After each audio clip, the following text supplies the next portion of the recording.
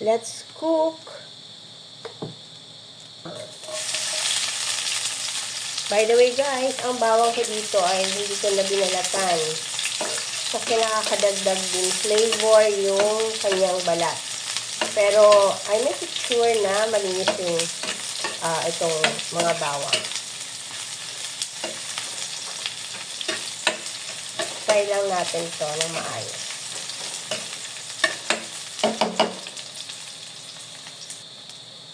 Then, isusunod ko na ito aking minarinate na pork. Yan. Minarinate ko ito ng salt and pepper lang. Para may lasa siya. Then, papa-brown lang natin ng konti ito. Para kumapit yung flavor ng garlic.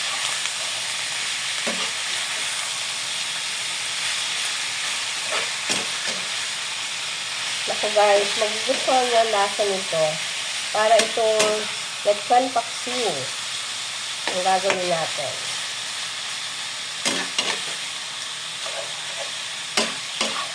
Then, pag nag-brown na to, lalagyan na natin ito ng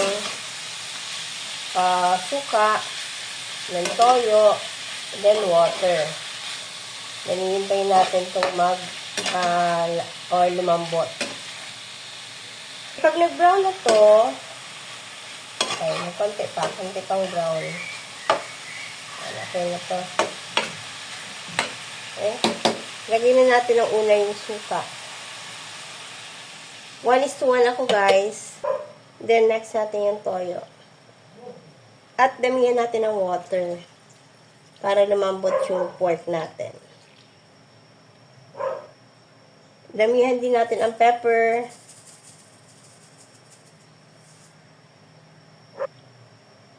At bay leaves.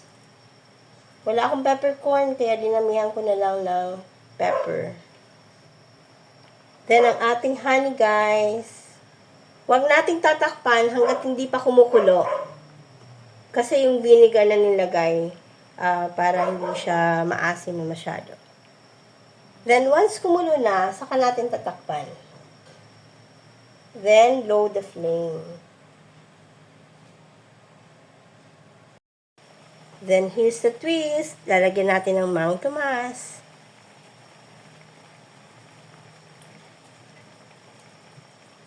Naku, magugustuhan nyo po ito. Try nyo po itong recipe. Pandagdag ito sa malalapit na Christmas season. By the way po, nilagyan ko na ito ng pork nor cubes. Pandagdag lasa. Yan. And simmer lang natin for about 5 minutes. Then, tikman natin. Cover muna natin.